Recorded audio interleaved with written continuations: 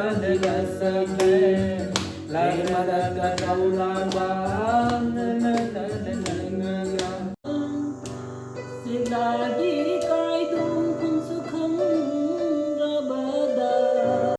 khá đâu.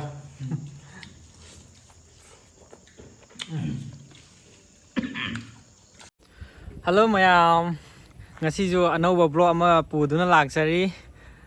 Ngasije specially oina akhoi Father's Day numit nebo ngasije. Aduna aigi viewers singda yum pan khraba aigi uncle thokpa aigi yamba thokpa baba thokpa mayambu anba maktada happy Father's Day aina wish tawjari. Punsi nung sangba oibyu. Ngasigi blog sidi aigi family blog oina tawjarage mayam gi request matung inna mamangda family gi blog chak chamina bagi semo na haibado ngasidi soidana uba phangani khwaidagi nungaibam na ngasije akhoi family loina pulle bako ngasije akhoi wa inaupa loina suna pulle aduga ngasije oren chak chu chagani chak chabai mamang sida isei concert amsu lei ko akhoi waga khoi maga moi ani gi special oina ngasije concert amsu lei aju mayam anum punna dum tamina je akhoi baje hoji isei kanna aurai re bako ai ulake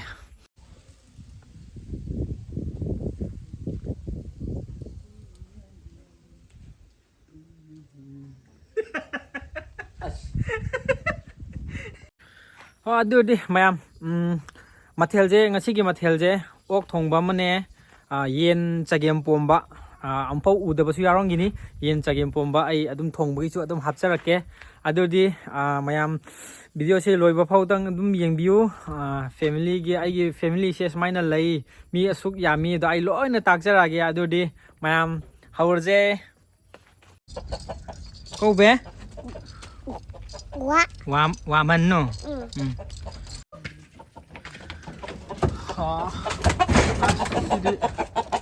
mathak kiji chau man do mal khoi mung khak cha bai ni na ko kha da lei diba kangu je chun da atane tamdam kya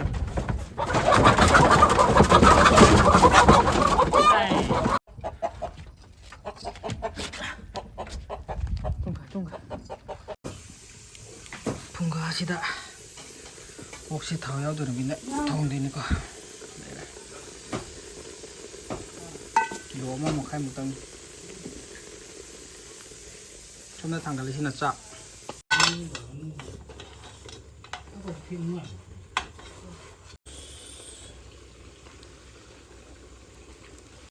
che keno ni ko ngang maru du ni ko ngang maru jik tang happy ok thong da ngang hapo yam haw ni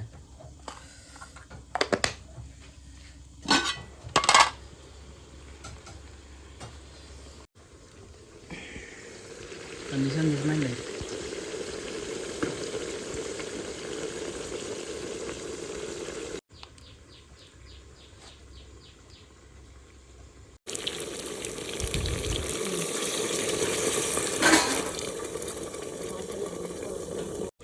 ai sầu bưng à sầu là đi à sẽ đi pidi kaman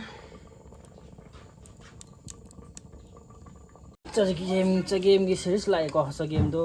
kha thuna bana phutla kam abni cooker da aduga yen sida already yaure smile yen sa khara sok tau thoi ko aduga matum yaw si yen oi din mangan khara yaure aduga hap ka da khara wa si kitang machu je on na bana keno hap tin ko kuthap mana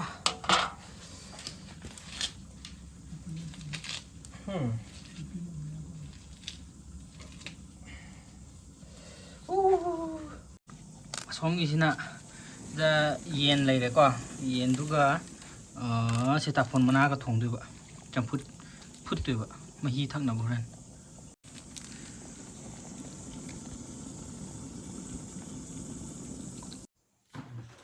adudi mayam hojik hinjang aibo oina khoi waga khoi magi sei tamina rese ko ai yeta leibisuna khoi baba sina khoi ma baba gi mingna parhai leidong maring aina kawi aduga mama gi na parhai tothum ꯃꯃꯥꯁꯦ ꯀꯩꯅꯣꯅꯦ ꯅꯣꯡꯄꯣꯛ ꯁꯦꯛꯃꯥꯏ ꯃꯅꯥꯛꯇꯒꯤ ꯀ꯭ꯋꯥꯔꯣꯛ ꯃꯔꯤꯡꯗꯒꯤ ꯅꯤꯉꯣꯜꯅꯦ ꯑꯗꯨꯒ ꯀ꯭ꯋꯥꯔꯣꯛ ꯃꯍꯥꯗꯦꯕ ꯃꯈꯥꯗ ꯂꯩꯕ ꯃꯔꯤꯡ ꯈꯨꯟꯗꯣ ꯑꯗꯨꯗꯒꯤꯅꯤ ꯑꯗꯨꯒ ꯉꯁꯤ ꯑꯩꯈꯣꯏ ꯕꯥꯅ ꯁꯛꯇꯣꯏ ꯏꯁꯩꯁꯦ ꯕꯕꯥ ꯏꯁꯩ ꯃꯃꯤꯡꯗꯣ ꯍꯥꯏꯔꯣ ꯑꯍꯥꯟꯕ ꯁꯛꯇꯣꯏꯗꯣ ꯑꯩꯅ ꯑꯍꯥꯟꯕ ꯁꯛꯀꯗꯕ ꯏꯁꯩꯁꯤꯒꯤ ꯃꯃꯤꯡꯗꯤ ꯑꯩ ꯑꯍꯥꯟꯕꯃꯛꯇꯗ ꯑꯩꯒꯤ ꯀꯩꯅꯣ ꯑꯣꯏꯅ ꯇꯧꯖꯔꯒꯦ ꯒꯣꯁꯄꯦꯜ ꯈ꯭ꯔꯤꯁꯇꯤꯌꯟꯒꯤ ꯒꯣꯁꯄꯦꯜ ꯏꯁꯩ ꯑꯣꯏꯅ ꯇꯧꯖꯔꯒꯦ ꯍꯥꯏꯕꯗꯤ ꯇꯥꯏꯕꯪꯄꯥꯟꯁꯤꯗ ꯂꯩꯔꯤꯕ ꯃꯤ ꯈꯨꯗꯤꯡꯃꯛꯁꯤ ꯅꯣꯡꯃꯗꯤ ꯏꯁꯣꯔꯅ ꯂꯧꯕ ꯂꯥꯛꯀꯅꯤ ꯑꯗꯨꯒꯤ ꯏꯁꯩ ꯑꯣꯏꯅ ꯁꯛꯆꯔꯒꯦ ꯀꯩꯅꯣ ꯂꯧꯈꯥꯎꯕ ꯀꯥꯟꯗꯣ ꯂꯥꯛꯂꯦ ꯍꯥꯏꯕꯗꯣ ꯂꯧꯈꯥꯎꯕ ꯀꯥꯟꯗꯣ ꯂꯥꯛꯂꯦ ꯍꯥꯏꯕꯗꯤ ꯂꯧꯕꯨꯛꯁꯤꯡꯁꯤ ꯃꯨꯜꯂꯦ ꯑꯗꯨꯒ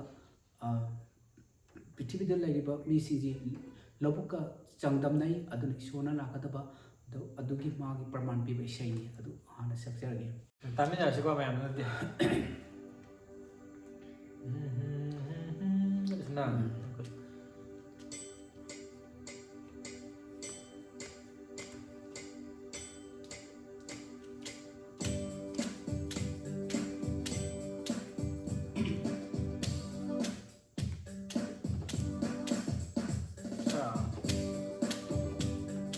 ꯂꯧꯀꯥꯎꯕ ꯀꯥꯟꯗꯨ ꯂꯥꯛꯂꯦ ꯂꯣꯀꯥꯗꯕꯒꯤ ꯉꯥꯏꯔꯦ ꯂꯣꯀꯥꯗꯕꯒꯤ ꯉꯥꯏꯔꯦ ꯁꯔꯒꯒꯤ ꯊꯣꯡꯒꯥꯟꯗꯨꯗ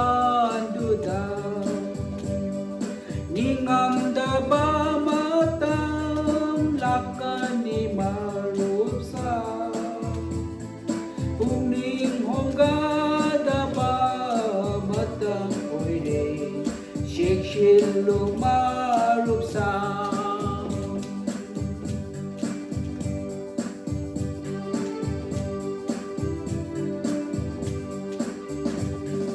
ꯅꯨꯄꯤꯁꯤ ꯈꯔꯅꯁꯨ ꯆꯀ꯭ꯔꯤ ꯇꯛꯇꯨꯅ ꯂꯩꯒꯅꯤ ꯈꯔꯕꯨ ꯊꯥꯂꯝꯒꯅꯤ ꯈꯔꯕు ꯂꯧꯈꯠꯀꯅꯤ ꯅꯤꯡꯉꯝꯗꯕ ꯃꯇꯝ ꯂꯥꯛꯀꯅꯤ ꯃꯔꯨꯞꯁꯥ ꯄꯨꯛꯅꯤꯡ ꯍꯣꯡꯒꯗꯕ ꯃꯇꯝ ꯑꯣꯏꯔꯦ ꯆꯦꯛꯁꯤꯜꯂꯨ ꯃꯔꯨꯞꯁꯥ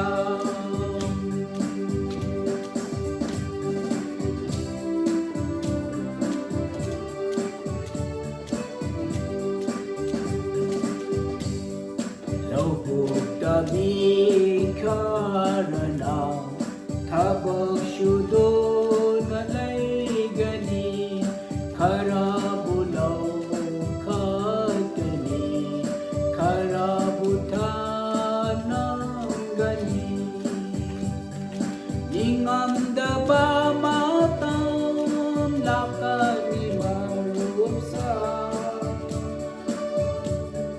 ꯄꯨꯛꯅꯤꯡ ꯍꯣꯡꯒꯗꯕ ꯃꯇꯝ ꯑꯣꯏꯔꯦ ꯆꯦꯛꯁꯤꯜꯂꯨ ꯃꯔꯨꯞꯁꯥ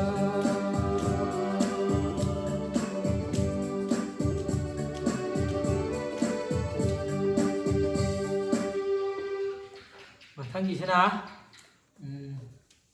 ꯃꯅꯤꯄꯨꯔꯤ ꯏꯁꯩꯅꯤꯀꯣ ꯃꯣꯏ ꯄꯥꯈꯪ ꯑꯣꯏꯔꯤꯉꯩꯒꯤ ꯁꯛꯂꯛꯄ ꯑꯗꯨꯝ ꯐꯥꯕꯗꯣ ꯑꯗꯨꯝ ꯑꯗꯨ ꯃꯌꯥꯝꯁꯨ ꯑꯗꯨꯝ ꯈꯪꯅꯕꯅ ꯃꯅꯤꯄꯨꯔꯤ ꯏꯁꯩ ꯑꯃ ꯁꯛꯍꯜꯂꯛꯀꯦ ꯏꯁꯩ ꯑꯁꯤ ꯀꯅꯥꯅ ꯁꯛꯄꯅꯣ ꯍꯥꯏꯈ꯭ꯔꯣ ꯑꯩꯅ ꯃꯊꯪꯗ ꯁꯛꯀꯗꯧꯔꯤꯕ ꯏꯁꯩꯁꯤꯗꯤ ꯃꯅꯤꯄꯨꯔꯤ ꯀꯩꯅꯣ ꯑꯣꯏꯅ ꯁꯛꯆꯔꯒꯦ ꯃꯣꯗꯔꯟ ꯁꯣꯡ ꯑꯣꯏꯅ ꯁꯤꯒꯤ ꯀꯩꯅꯣꯅ ꯑꯩꯈꯣꯏꯒꯤ ꯑꯥꯏꯕꯝ ꯁꯥꯝꯅ ꯁꯛꯄ ꯁꯔꯠꯀꯤ ꯔꯤꯇꯨ ꯍꯥꯏꯕ ꯏꯁꯩꯗꯨ ꯑꯩꯅ ꯅꯤꯡꯁꯤꯡꯕ ꯑꯣꯏꯅ ꯑꯩꯈꯣꯏꯅ ꯑꯉꯥꯡ ꯑꯣꯏꯔꯤꯉꯩꯒꯤ ꯄꯥꯈꯪ ꯑꯣꯏꯔꯤꯉꯩꯒꯤ ꯍꯥꯏꯗꯤ ꯃꯇꯝꯗꯨꯒꯤ ꯁꯨꯝ ꯅꯤꯡꯁꯤꯡꯉꯒ ꯑꯩꯈꯣꯏꯒꯤ ꯋꯥꯈꯜꯗ ꯈꯤꯇꯪ ꯅꯨꯡꯉꯥꯏꯔꯒ ꯍꯛꯆꯥꯡꯁꯤ ꯀꯔꯤ ꯍꯥꯏꯇꯥꯔꯦ ꯄꯨꯟꯁꯤ ꯅꯨꯡꯁꯥꯡ ꯍꯥꯏꯕꯒꯤ ꯑꯗꯨꯒꯤ ꯃꯠꯇ ꯁꯤꯒꯤ ꯏꯁꯩꯁꯤꯅ ꯑꯩꯈꯣꯏꯒꯤ ꯂꯩꯔꯤꯕ ꯃꯅꯤꯄꯨꯔꯁꯤꯗ ꯂꯩꯔꯤꯕ ꯆꯤꯡ ꯇꯝ ꯈꯨꯗꯤꯡꯃꯛꯀꯤ ꯀꯩꯅꯣꯁꯤ ꯀꯔꯤ ꯍꯥꯏꯇꯥꯔꯦ ꯍꯧꯔꯛꯐꯝ ꯑꯃꯠꯇꯅꯤ ꯍꯥꯏꯕꯁꯤ ꯏꯁꯩꯁꯤꯡꯅꯁꯨ ꯇꯥꯛꯏ ꯑꯗꯨꯒꯨꯝꯕ ꯏꯁꯩ ꯑꯃꯨꯛꯇꯪ ꯁꯛꯆꯔꯛꯀꯦ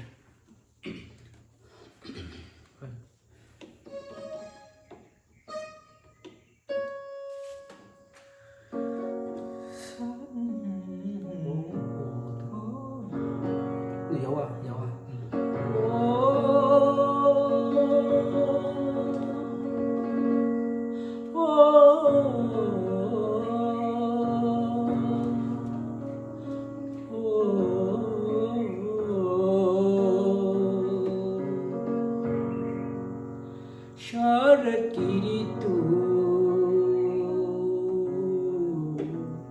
mapung yai beng nasakli mera tha innalai yang gai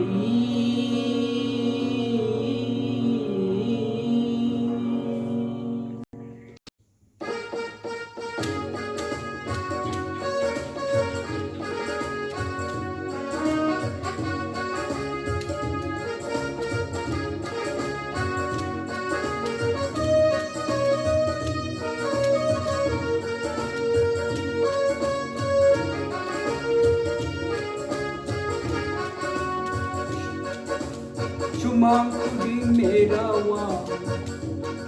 chumang kuding merawa, hamai pareng dewali. Chumang kuding merawa, hamai pareng dewali. Pai malela sanjeba,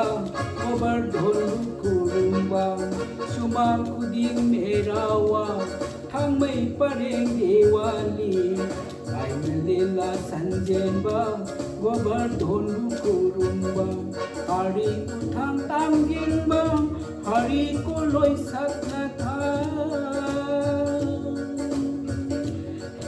lining parei se na tha hari ko loi sakna tha jaya jaya radhe gobindo radhe radhe radhe gobindo radhe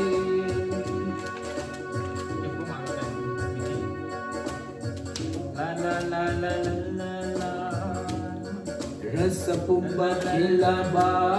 Govinda di rasagi Rasa punba khilaba Govinda rasagi Prem barasta khaurangba Tau dari singkayana Ikau lang ba kong na ba Thamoy pena thak na tham Rasa punba khilaba Govinda di rasagi Prem barasta khaurangba Ikaw lang ba kong na ba Thamoy pena thak na tham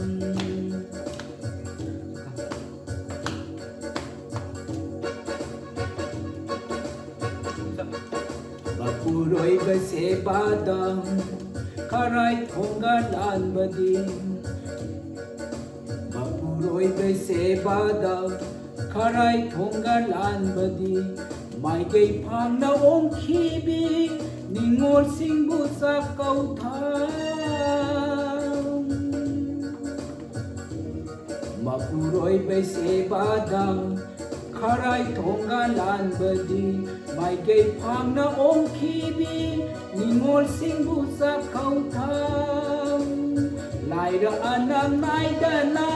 Mapam lang dampang na tha Jaya jaya radhe Govinda radhe Jaya jaya radhe Govinda radhe Radhe radhe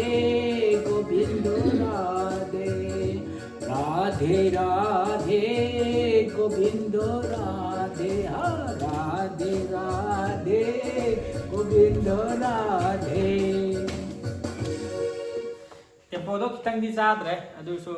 अदुम फजन सक्रे बाबा पुंसी नुंसांग बो युसुनो ngasiजे fathers day गा लोइनाना fathers day गा मरी लेनाना सिंजा लांगजेबा अखोइगी कलाकार अनिगी concert निको Matangi election में serial number 2 दा अखोइगी पलेमिमा ना आहान बर सकदो इसे जे करी इसे हान सकदोइनो खरा कन्ना एकता नांबियो मसी आइना सकदब इसे फादर्स डे निंसिंग बवैना आइगी इमा पोंगना lump अदगी ima ipagi wari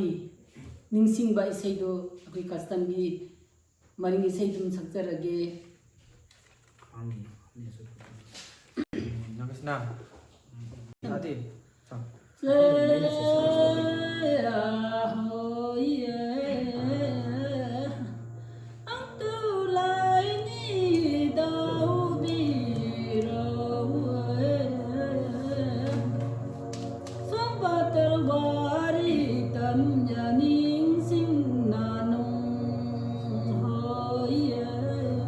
Khoi custom gi sai ne ko chi je twin je ang lu ba.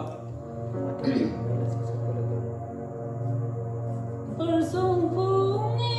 yo mo darle sale yo pungi yo demi ningle ho yarung kini yaning sing beine yarung kini yo boy ko par ye ho pare yo andun ko idani ke moranung kinin sing veine ho darham pungi yo par ko dunle sale yo pungi yo to muile ho yarung kini boy ko to naile persung pungi yo ang dunde ho yarung kini boy ko par ye cây đây bông câu tầm rau nà rau rồi yêu câu lâu ya con tim mà nè sân nó câu kỳ rau là nè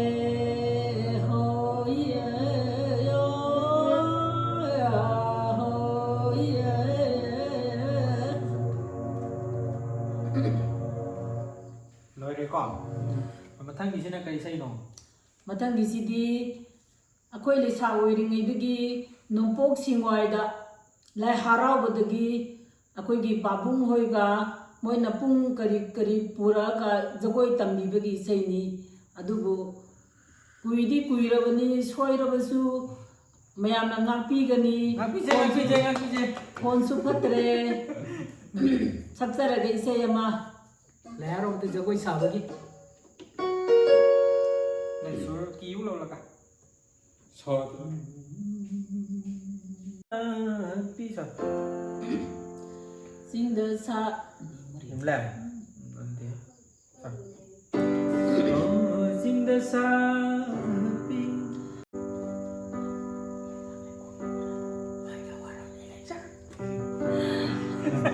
Sẽ cầu với em người gì cũng.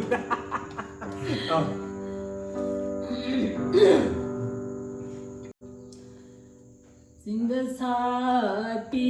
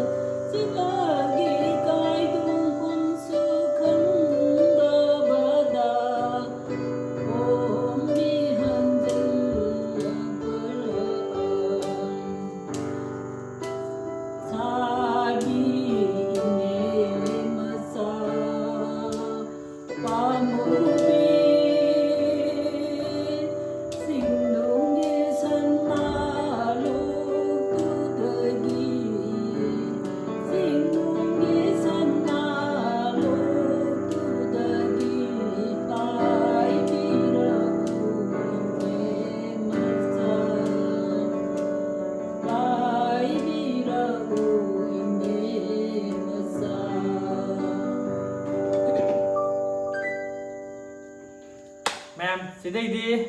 isay sakpasu loisle ado fajade ado adum mayam kamina adum pibiramu yamna thuidok hindokna phajai haibai natre khigi babaga mama se hena punchi nongchangna hingba ngamna baidana mayamna su for pibiramu adodi hojikna muka chabagi video mu yengminarse aduga ai chin naw ngasi loi sui akhoi da ai naupa ado ai family loina sakcharage ko adodi chabagi amuk yengminarse mayam machine manau ahum sida yenga satapon thongba leire sina ok thongba leire sina chagem thongba yenga adudi hojikti thongba loisilaktorre chaba muk yengminarse ko Father's Day gi special ngata ni sigi injang che hojikti chaba gi video muk yengminarse akoi babaga mamaga mamang no phammi ko aduga sida phuri litana phammi sina ai gi hek mathak akoi da ko ado mathang da aina yai maneba aduga ai gi mathang da ai gi hek makha akoi chinau ahum neba sina ai gi hek nau nupa ko somda lei sina akoi uncle gi machani akoi punna dum laiminaba aduga sida lei sina akoi teima aduga si sina ichanupa akoi da gi ngausanabada number 1 adu kai matheno do yeng se ko ngasai gi ok thongba thau yaodana thongbodo si leire ko aduga sisina chagem pomba yen ga chagem pomba kuthak na hapaga sina setapon mana ga yen ga thongba phutpa anda asmai leire morok mitpa si leire khoi ma khoi ba si leire adu mayam chaba hawrase ko dudi chaba hawdingai da mapuda hana haitasi aduga chaba hawrase ora busami mini number ni zoine so amen amen ahan ba sakon je ba siana iluro dum chaka tawrage ko moni jadi kasi atanu apan sang na punsiba oisanu na da yektaba Kaya nga sidagi isaw lang matuo ko. Ayo yung isaw lang mo na yan. Uca ka. Aw. Sarap. Mura siya eh. Sige yung puno ko tagare. Koy mana.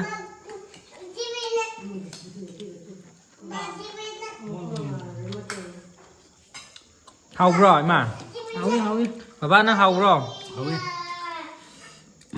cho hào đi nhâm nè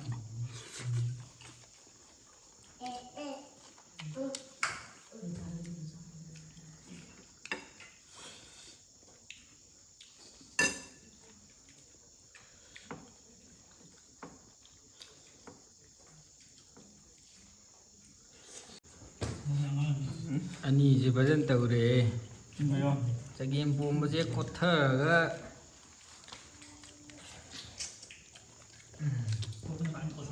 Sơn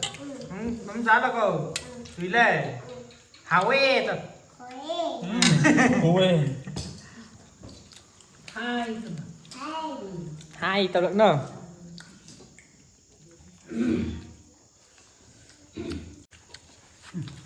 trái ra đâu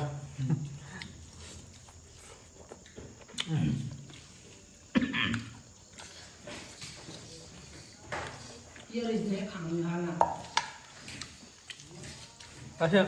ini cakap pom betul ni kau.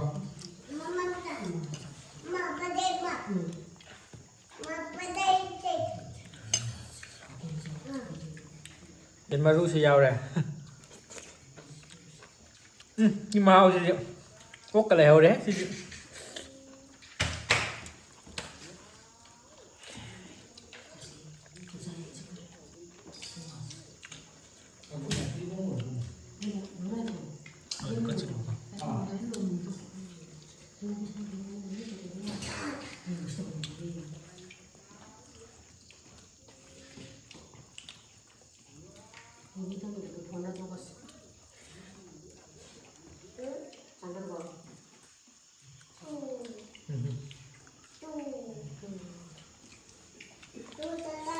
This is not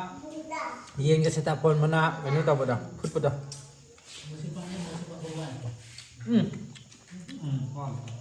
ꯌꯦꯟꯒ ꯊꯣꯡꯕꯅꯤꯅ ꯃꯥꯏ ꯈꯥꯕꯗꯣ ꯂꯣꯏ ꯃꯥꯡꯈ꯭ꯔꯦꯕ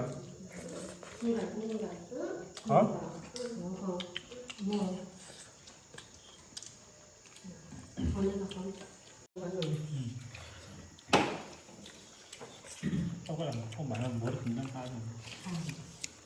Mới cả bán không Không bán rồi. Cái bây giờ nấu gì mà sao?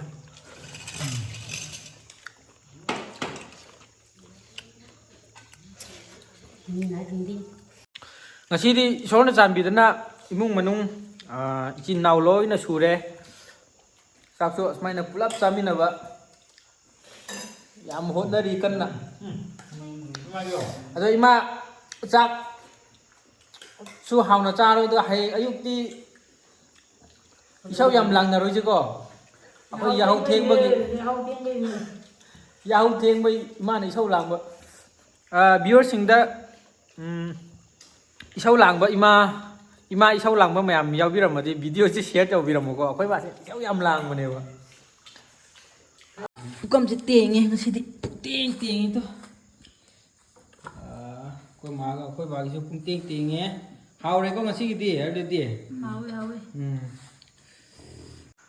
didi ngasi gi di smaina losinner se mayamsu na da yektana punchi nungsang na leibyu haiduna mayam da wish pizari adori bye bye soon bye good night good night